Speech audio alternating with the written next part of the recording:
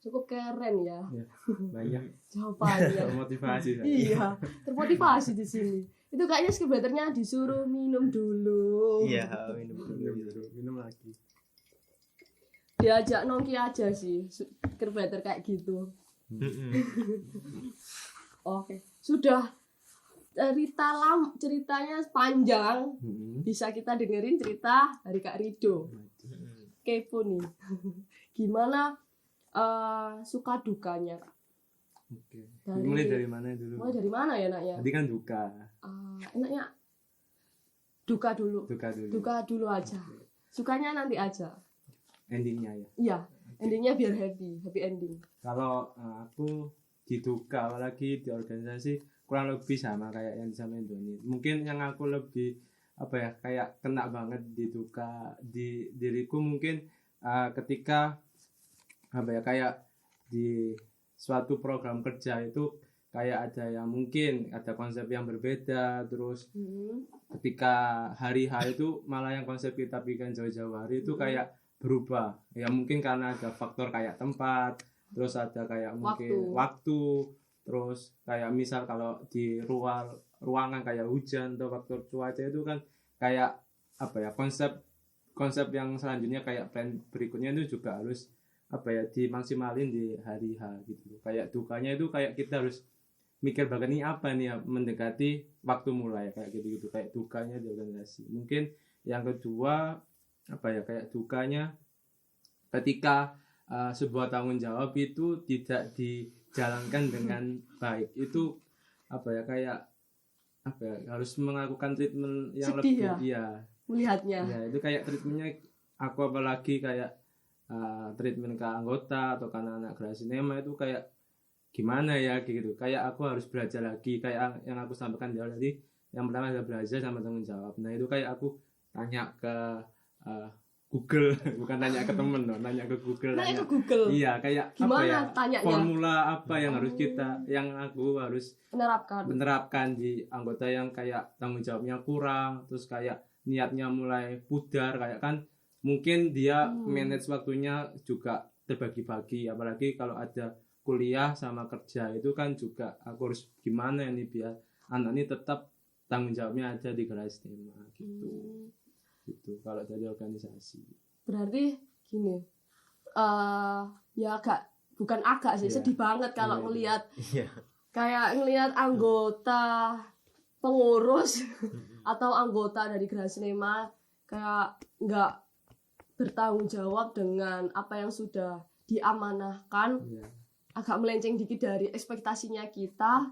Pasti kan Kak Doni, Kak Rido punya ekspektasi dari ekspektasi sendiri. Maaf nih, typo, minum dulu, typo.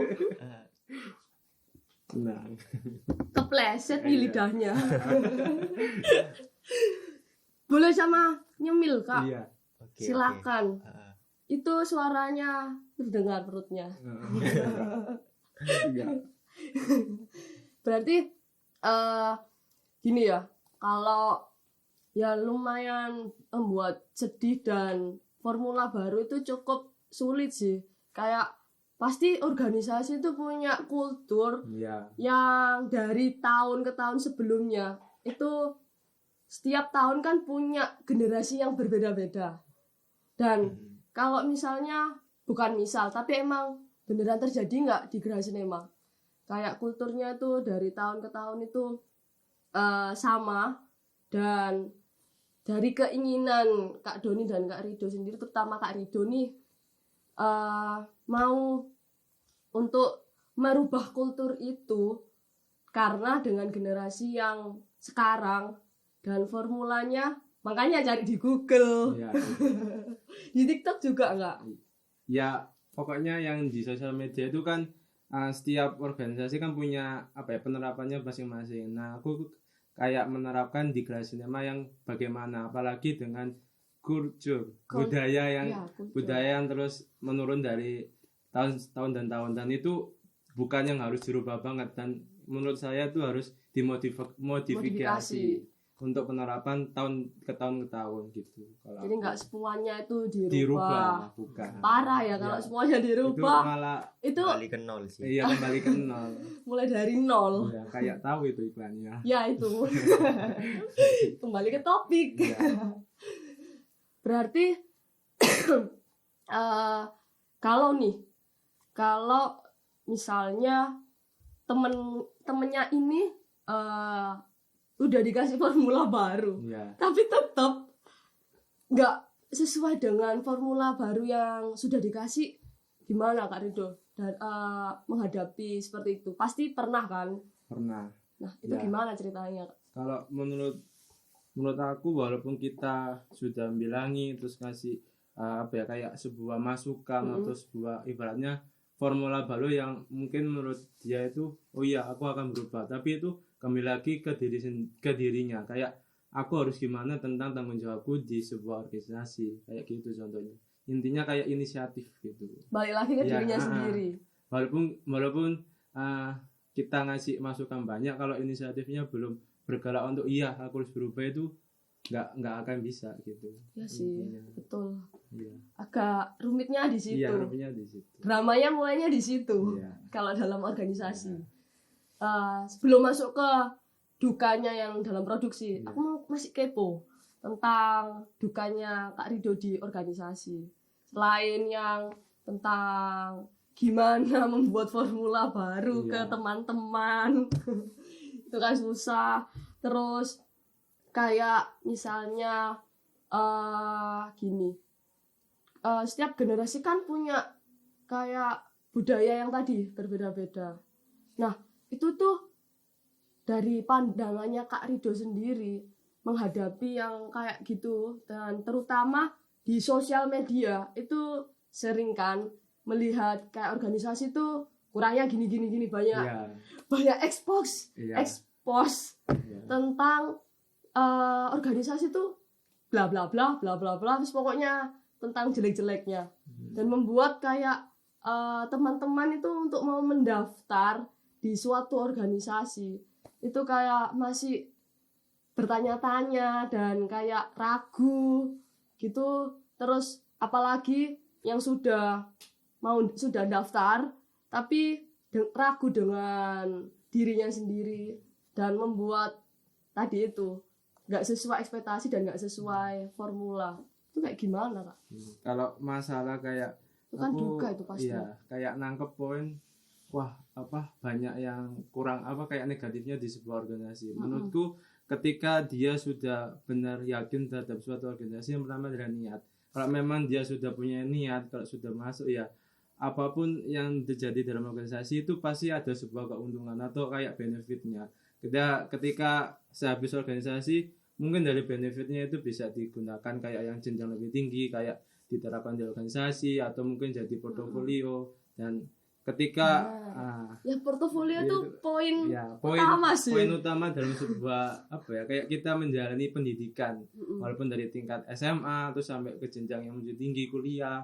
Habis kuliah kan pasti benefit yang kita jalani selama berpendidikan itu pasti berpengaruh, apalagi kita juga punya kayak tadi Doni bilang kepuasan batin itu kayak wow gitu loh, kayak masukan banget gitu. Nggak sepenuhnya berorganisasi itu buruk atau yang negatif gitu, pasti ada sebuah positifnya gitu. Kayak ya sesuai, ada sedihnya, ada senengnya itu tadi. Walaupun pusing, tapi bener sih Kak, kita di kuliah, di kampus, Iya, di kampus. sibuk dengan tugas SKS yang banyak kayak gitu, presentasi, Iya. tugas akhir. Ya kalau monoton gitu aja bosen deh. Iya, bosen. Bosen gak sih Kak? Kayak monoton gitu loh. Walaupun emang bikin pusing kan organisasi, terus produksi tuh bikin pusing, tapi kita tuh ada hasilnya di situ. Ya di kuliah tuh juga ada hasilnya, nilai. Iya. Tapi kalau di organisasi, di produksi film apalagi pasti ada suatu hal yang terjadi, kayak karya atau apalah itu. hasil yang hasil yang keluar waktu ikut organisasi pun memang waktu kita berorganisasi kurang terasa, kayak mungkin terasa kayak capeknya, terus kayak dukanya lebih banyak. Tapi ketika kita sudah keluar dari sebuah organisasi atau sudah menjadi ibaratnya alumni atau lulus dari kampus, itu baru Kangen. terasa kayak kangen. Wah, aku pernah di sini, aku pernah menghasilkan sebuah karya gitu sih menurut saya. Ya tetap kayak tadi yang portofolio Iya. itu sih. Kalau misalnya kita kayak kuliah bikin tugas terus tapi nggak ada pengalaman baru, ya monoton gitu. Dan di perkuliahan itu penting juga kan portofolio Iya, portofolio itu banget. itu penting banget sih.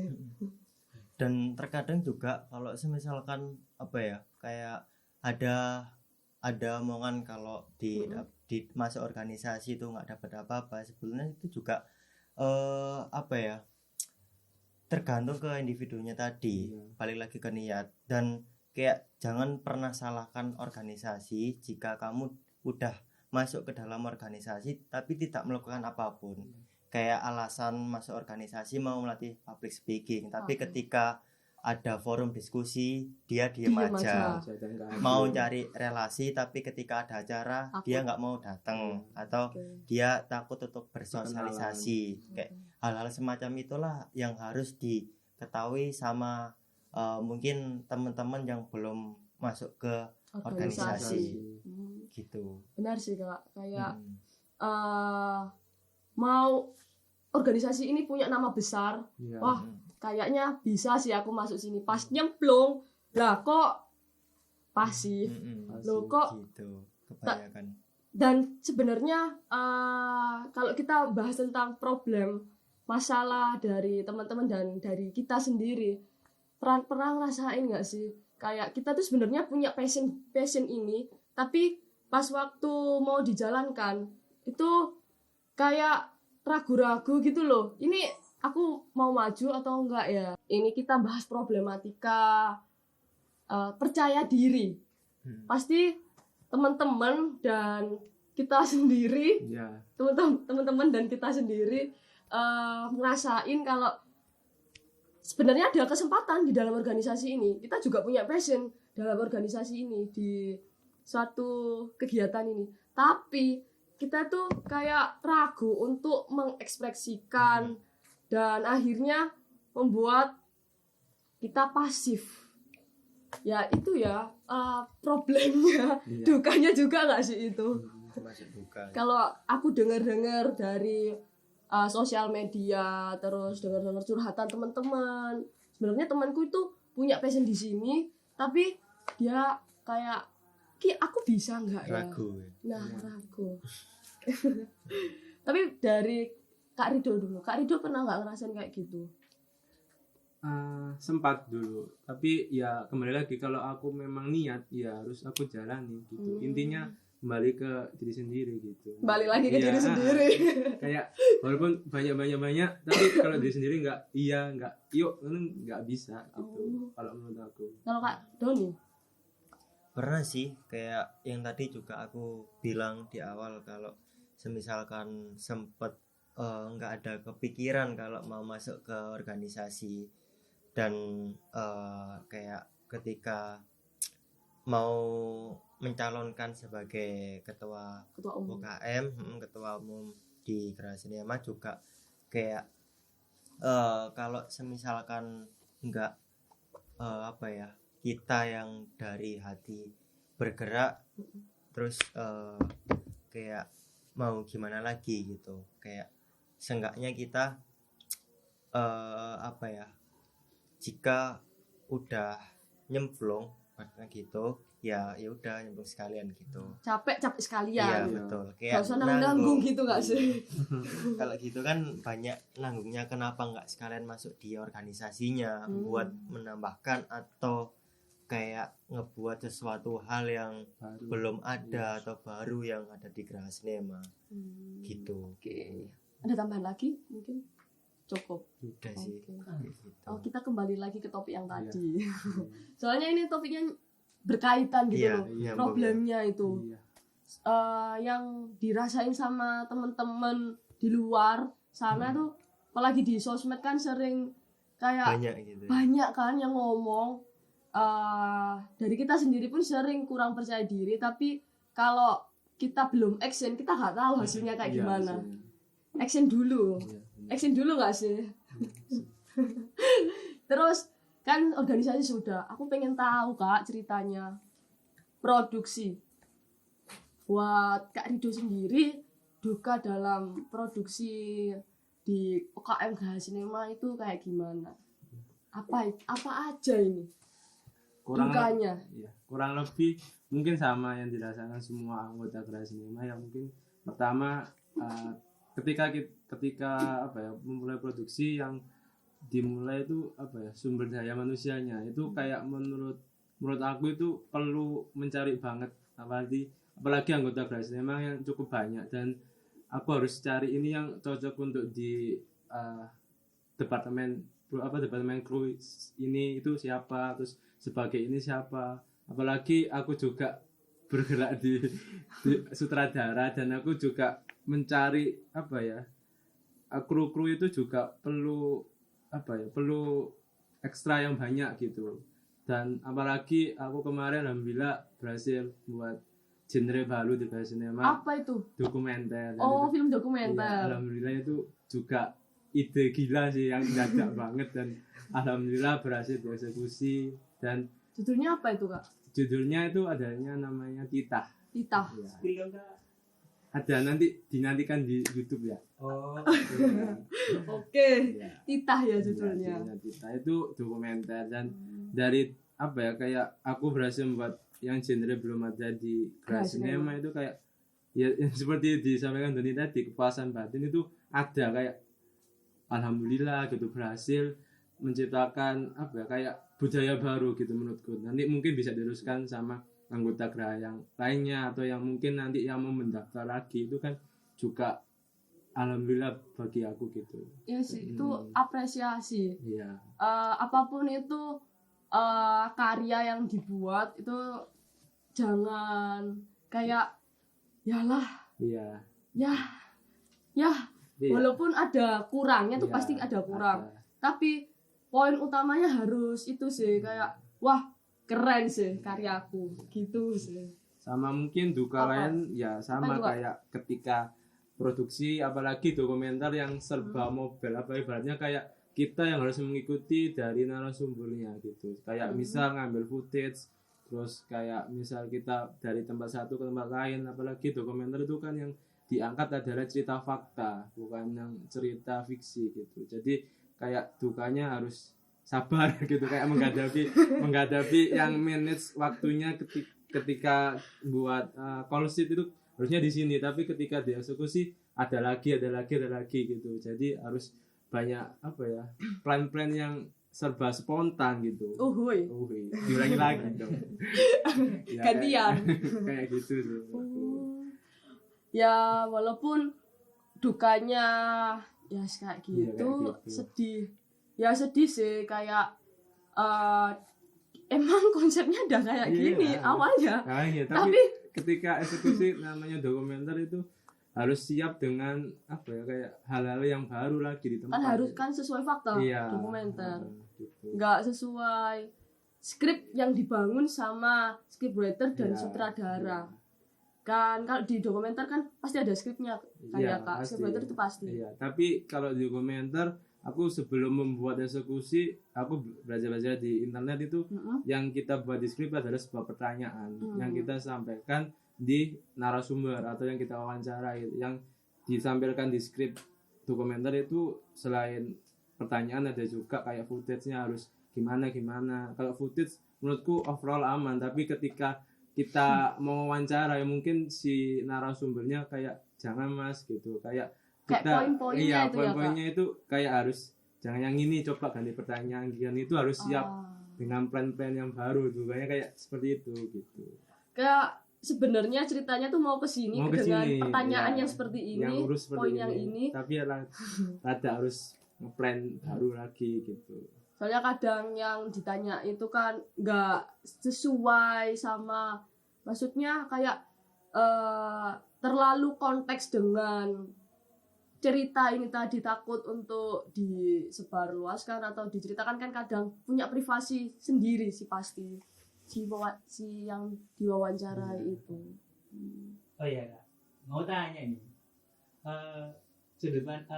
mengenai sudut pandang dari kakak-kakaknya ini mengenai perfilman Indonesia itu gimana? Nah, itu. Nah, Dari bisa tuh, Kak. produksi-produksi kan dari tadi kan bahas produksi nih. Iya. Perfilman Indonesia ini menurut sudut pandang dari kakak-kakaknya ini kan sama-sama sutradara kan? Ya, Pernah sutradara kan ini? sama-sama sutradara gak sih? Alhamdulillah. Kak Doni, filmnya bisa disebutin Apa aja sih? Apa? Kalau di Geraha Cinema sendiri ya ini. Kalau di Geraha Cinema itu dari awal aku masuk dari diklat produksi itu ada Rumah Baru, itu film yang mau mendaftar untuk jadi anggota Geraha Cinema. Terus ada Tanyangan, terus yang terakhir itu ada Ratna. Terus sekarang masih di tahapan praproduksi film baru yang nanti akan ditayangkan untuk dalam penyambutan calon anggota yang mau masuk ke Geraha Cinema. Waduh, gak sabar Gitu. gak sih? Nantikan ya teman-teman filmnya. Di-spill gak judulnya? Ya nanti sih. Iya. Nanti sih. Harus mendaftar makanya. Nah, di harus Geraha mendaftar. Cinema, gitu. Wajib. Itu Pak, mau tahu judul filmnya Kak Doni apa? Produksi yang sedang dikerjakan. Join Geraha Cinema. Iya, wajib. Oke, sekarang Kak Rido, apa aja sih Kak Ya. judul produksi film yang sudah diproduksi di Geraha Cinema? Oke. Aku ketika masuk di Geraha Cinema itu ada namanya produksi kayak untuk maba, kayak untuk yang mahasiswa baru yang daftar pertama di UKM Geraha Cinema itu ada judulnya Mimpi Basah. Oke, Itu, ini bahasa. Judul saja Mimpi Basah, itu komedi, jadi banyak arti di dalam film itu. Terus di kedua itu ada Tanyangan, jadi Tanyangan ini ada 2 sutradara gitu. Satu produksi ya? Iya, satu produksi. Terus ada Bancaan, terus yang kedua ada Titah, dokumenter tadi, sama nanti ada film dokumenter lagi. Oke. Masih dikerjakan. Oh, Gitu. lagi dikerjakan. Iya. Berarti on progress. Iya, masih on progress. Oke. Sama judulnya nanti ya. Jadi tungguin ya Iya, teman-teman. tungguin. Ada 2 film terbaru habis ini. Makanya join. Iya. Nah, ada pertanyaan lagi gak? Ya tadi itu sudut pandangnya belum dijawab nggak? Oh iya, Oke, sudut pandang. pandang. Sudut pandangnya untuk mengenai perfilman di Indonesia. Indonesia aja dulu. Iya. Gimana? Ya dari Kak Rido atau Kak Doni dulu? Kak Rido dulu coba. Oke. Kalau dari aku sudut pandangnya Kita bahas sudut pandang. perkembangan film Indonesia ini mungkin lebih pesat, tapi aku kayak notice di film Indonesia ini rata-rata banyak horor gitu. Jadi mungkin kayak menurutku bahasanya ada ngerdek ini. Apa itu? Perkembangannya ya cukup pesat, dan apalagi kayak di Geraha Cinema kan fokusnya di film pendek, short movie itu semakin lebih banyak dan ide-idenya itu semakin lebih liar lagi, dan produksinya itu sebagai penonton awam itu kayak jarang ditebak, terus kayak oh iya endingnya yang kepalanya pertama dikira kayak gini tapi beda kayak gitu. Kayak perkembangan film Indonesia ini semakin lebih lebih kreatif lagi gitu. Kayak yang awalnya itu plotnya itu ya udah lurus tapi ya ya endingnya kayak gitu. iya, beda gitu. terus pas waktu semakin beriringnya tahun ke tahun Iya, kebanyakan ada horor. plot twist, Iya. terus ada plot twist lagi, ternyata kayak gini. Sama genrenya mungkin menurut aku ya lebih banyak horor gitu, lebih laris horor gitu di Indonesia gitu. Pasarnya Indonesia kalau menurut aku juga Iya, ya horor ya. Horor. Horor kalau nggak gitu romance. Romance ya itu. Horor sama romance itu rame banget. Iya, perkembangan kayak komedi itu kayak menurutku kurang gitu, kayak kurang ada kayak gitu. Kayak dulu aku kayak sering kayak film Warkop DKI sampai Warkop di DKI. reborn terus. Itu ngikutin terus. Iya, nggak ngikutin banget, cuma aku seneng kayak lawakannya Indro. Oh, Itu kayak kena banget, lucu Boleh abis. coba sih nanti. Iya. Waduh, jangan. Perlu riset lagi kalau komedi. Takutnya nggak lucu. Gitu. Oke. Ya, kalau di Indonesia kan emang pasarnya itu horor sama romance. Kita juga sekalian menyelipkan bahas tentang di produksinya di Geraha Cinema sendiri. Tuh menurut Kak Rido, pasar di Geraha Cinema sendiri tuh kebanyakan genrenya tuh ya seperti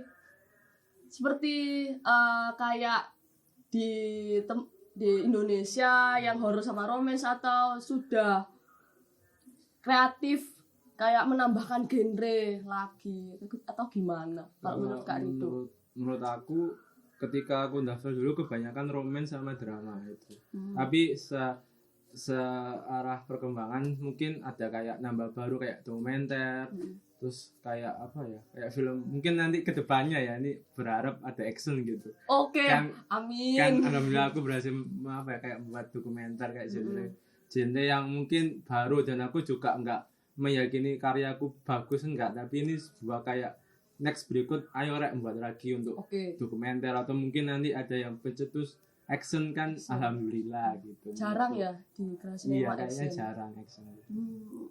Emang sulit sih. Iya. Kayak Perlu waktu. Iya. Dan treatmentnya Iya. itu susah. Nah, tadi udah disebutin produksinya dari Kak Rido sendiri, kayak di Mimpi Basah, Iya. Tak Hanya Angan, Bancaan, Tita. Nah, salah satu dari film yang tadi Kak Rido sebutin, tolong sebutin salah satu deh Kak, film dan scene kakak yang itu butuh proses yang sulit, satu scene aja. Pilih dari beberapa film yang tadi kakak sebutin. Untuk aku mungkin di Tita sih menurutku. Tita. Iya. Menurutku di Tita kenapa sulit itu ketika kita ngambil footage anak-anak itu, ketika ada kayak, waduh ini kayak ke spoiler loh. kayak ada sebuah gerombolan anak-anak itu, dan kita nge-footage itu kayak harus kayak takutnya malah dia kayak tertekan gitu ketika ngambil footage, walaupun aku sama produser yang sudah izin untuk minta ambil footage itu kayak aku harus waspada, takutnya malah anak itu ketika kena kamera malah kayak nangis atau mungkin malah lari, itu kayak harus perlu effort banget begitu. Dan itu menurutku scene yang bagus ketika anaknya itu diem dan kayak melakukan hal biasa yang enggak candid atau dibuat-buat gitu, karena fakta gitu tuh. Dan ya kan biasanya kan nge-treatment talent, dan ini cuma nge-treatment kameramen ya pasti. Nge-treat kamera ya, dan berharap yang masuk ke kamera itu bagus dan sesuai ekspektasiku gitu. Oke. Itu kayak alhamdulillah berhasil. Tapi alhamdulillah berhasil. Ya, nanti aja. Oke. Nunggukan. Tunggu ya. Nanti ke YouTube. spoiler dong. Iya, Kalau dibahas terus. Makanya agak kode-kode ini kok. Oke. Gitu. Oke. Kita lanjut ke Kak Doni. Pasti banyak. Kak Doni. Gimana Kak tentang kayak perkembangan film di Indonesia dulu. Habis itu kita bahas di Geraha Cinema. Sebenarnya kalau di Indonesia sendiri sekarang juga udah mulai berkembang ya daripada tahun-tahun sebelumnya, dan memang kalau kita bicara tentang pasarnya Indonesia sekarang emang kebanyakan lebih ke horor. Dan kalau dari sudut pandangku sendiri, kenapa kok masih terbilang pasarnya ke horor, karena emang masih ada beberapa budaya-budaya yang bisa disangkut pautkan atau difilmkan, diceritakan untuk hal tersebut menjadi film. Kayak contohnya kemarin ada KKN itu kan juga ada budaya dari suatu daerah kan ceritanya yang telah dilanggar sama anak KKN gitu. Terus beberapa hal horor yang mungkin itu relate sama kehidupan sehari-hari di masyarakat Indonesia sendiri itu tadi. Jadi nggak apa ya, nggak bisa ditutup kemungkinan kalau emang pasarnya Indonesia itu sekarang masih horor gitu. Dan terlebih lagi emang ada beberapa PH ataupun saudara yang pada saat pasarnya horor itu lagi nge-hype, lagi naik, tapi ada beberapa yang bisa atau berani untuk menggarap di luar pasarnya itu tadi, kayak semisalkan Mencuri Raden Saleh punyanya Angga Dwi Mas itu juga hal yang momentum ataupun penggerak bagi PH-PH yang akan berkarya, jadi bisa lebih dikembangkan lagi gitu. Tapi sejauh ini cukup bagus daripada masa lalu yang mungkin masih terbilang sangat monoton dan sulit berkembang di dunia internasional juga kalau di pasarnya Indonesia sendiri. Gitu sih. Menurut Kak Doni kayak gitu. Ya emang nggak menutup kemungkinan emang ya horor itu tadi, dan masih ada semakin berkembangnya waktu kayak yang Mencuri Raden Saleh itu tadi. Itu karena juga kenapa itu Kak? Kakak menyebutkan Mencuri Raden Saleh, bukan film yang lain. Karena waktu itu kan Visinema kan PH-nya itu merilis kayak behind the scene namanya Blueprint di YouTube-nya. Itu kayak suatu hal yang sangat-sangat apa ya, bisa dibilang jarang di Indonesia, karena selain ada apa ya, action, tapi actionnya itu lebih ke arah yang menggunakan film-film yang referensinya dari barat, dari Eropa sendiri gitu. Dan kayak di situ juga ada scene dimana kan yang di dalam terowongan itu yang menghancurkan banyak mobil gitu. Dan artinya kayak sekarang udah berani PH-PH besar yang dia itu meng-create dengan menggunakan budget lebih gitu, yang artinya kan itu bisa menambahkan kualitas dari karya filmnya gitu. Jadi enggak dari segi cerita yang dibuat maksimal, tapi juga eksekusinya yang harus dibuat maksimal gitu. Itu juga apa ya, kalau dari aku sendiri jadi motivasi tersendiri kalau misalkan ngebuat film pasti ada totalitas yang harus dikeluarkan gitu sih kurang lebihnya. Kalau yang scene yang kayak tadi tuh seperti scene dari negara-negara Eropa nggak sih Kak? Iya, yang mobil-mobilan gitu. Kayak banyak tabrakan di sini, crash di sini, terus habis itu kan penuh bukan penuh, kayak butuh effort dalam pengambilan gambarnya itu, kerja sama tim juga, budgetnya itu juga itu terutama budgetnya itu. Jadi cukup berani ya sekarang Indonesia buat betul kayak semacam gitu, kayak gitu tadi, kayak yang awalnya itu ya monoton lurus-lurus aja, dan akhirnya mau berkembang melihat kayak film internasional pada umumnya, dan menambahkan dalam scene-scene-nya yang seperti scene di internasional itu tadi. Iya betul. Oke, kalau di Geraha Cinema sendiri menurut kakak gimana?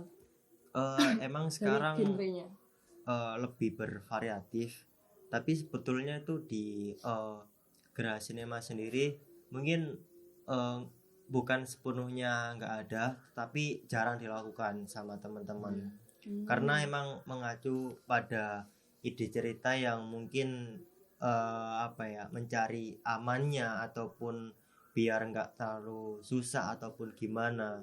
Itu makanya dari hal tersebut mungkin teman-teman di Geraha Cinema masih explore tentang hal-hal yang apa ya, cukup terbilang nggak susah-susah amat, tapi lebih difokuskan ke ceritanya gitu.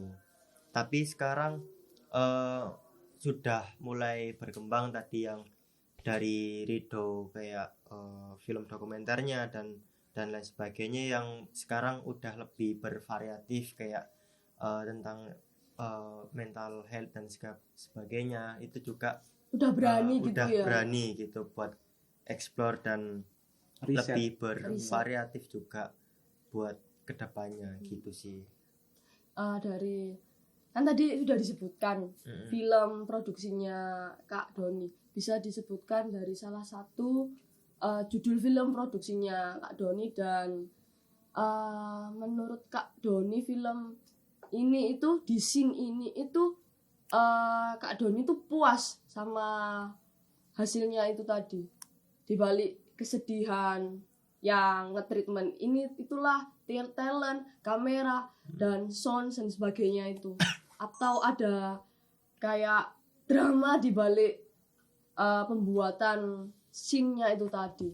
Bisa diceritakan Kak, judulnya apa, scene yang Kalau apa itu? dari aku sendiri yang selama ini mensutradarai itu scene di film Ratna sih.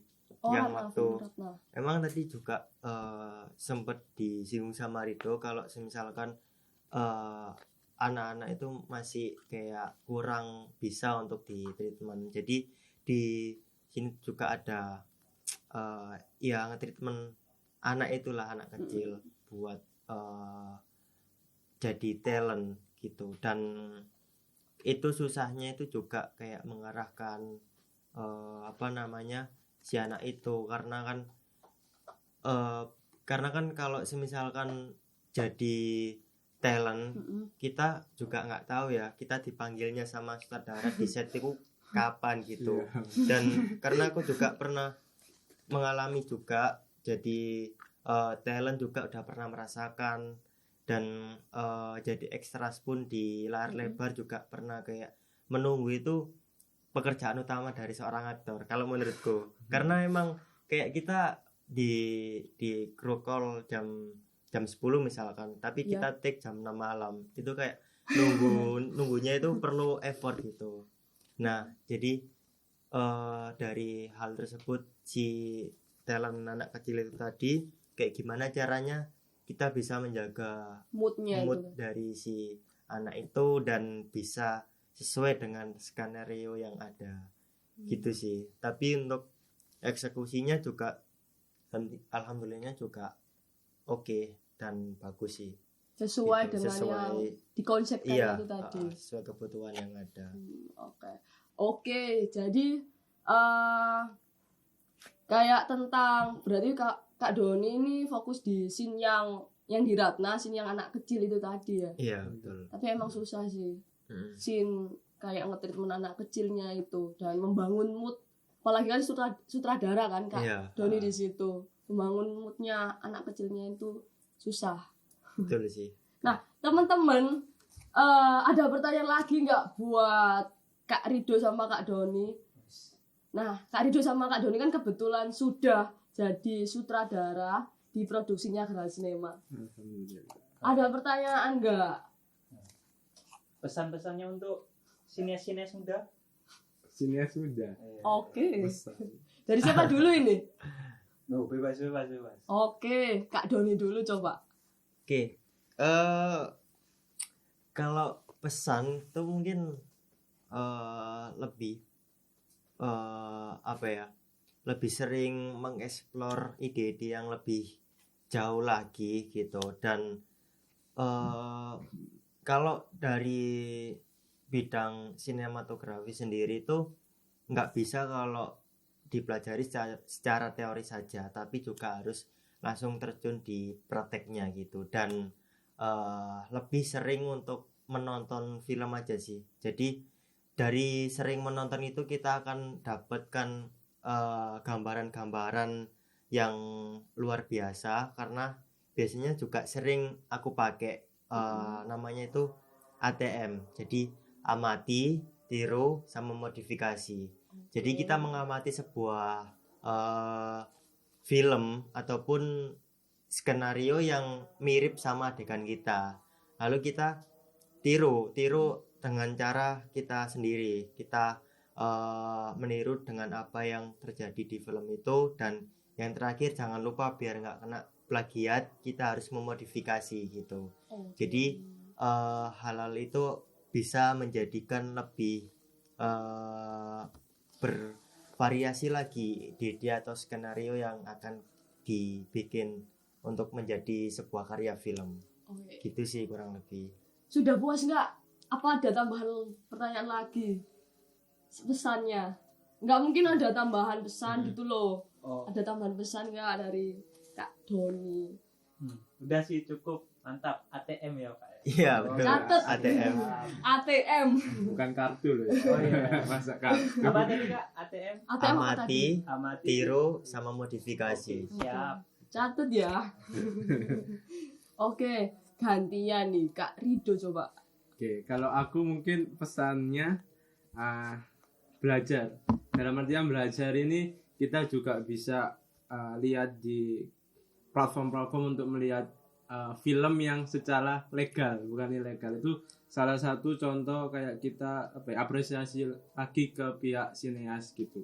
Terus ketika kita melihat sebuah film di platform itu juga kita harus kayak scene ini bagus. Mungkin juga kita bisa kembangkan di misal next ke depan kayak ada project atau kayak ide cerita yang menurut aku atau menurut kalian itu bagus, bisa dimodifikasi gitu. Intinya menurut aku sih belajar nggak harus teori, juga bisa ketika lihat langsung kayak misal apalagi di SMA ada produksi, dan itu juga kita misal kita nggak di bagian kru yang kita inginkan atau yang kita idamkan, tapi juga kita belajar bagaimana orang yang ada di departemen itu gitu. Oke, jadi kayak walaupun kita emang basicnya itu misalnya di scriptwriter, tapi ternyata di sutradaranya sendiri itu menunjuk kita tuh ke talent, ya mau nggak mau ya dari dirinya kita sendiri perlu open mind. Nah betul. Masa gini deh. Open minded. Kayak sadar diri lah buat kalau misalnya kita nggak mau ya kita nggak maju dan monoton di situ aja. Bener nggak sih Kak? Iya benar gitu. Intinya seperti itu. Sudah jelas atau minta pesan lagi buat para sineas? Udah aman. Oke, aman. Amannya gini. Oke. Siap. Catat ya teman-teman. Belajar dan ATM. Amati, tiru, modifikasi. Oke, nggak kerasa nih tongkrongan sineas sudah berakhir. Kesimpulannya apa ya? Nungguin ya? Iya, Nungguin ya. Jadi di Geraha Sinema sendiri kita tuh nggak fokus di sinematografi aja, ada juga organisasinya. Jadi fokus organisasi dan juga fokus ke produksi film. Di organisasi dan produksi film kita perlu mengeksplor, dan mengeksplor ini dalam bentuk apa aja yang sedang terjadi, apapun masalah yang sedang terjadi, kita tuh perlu mengeksplor diri kita dan teman-teman satu tim kita agar nanti pas waktu menjalankan planning kedepannya itu terjalan lancar dan nggak bingung mau plan apa lagi. Dan yang kedua, belajar apapun itu gak perlu takut belajar, tetap percaya diri, tetap action dulu, gak usah takut, yang penting action dulu. Ya udah, kita akhiri, sampai jumpa di Tongsis berikutnya. Dadah.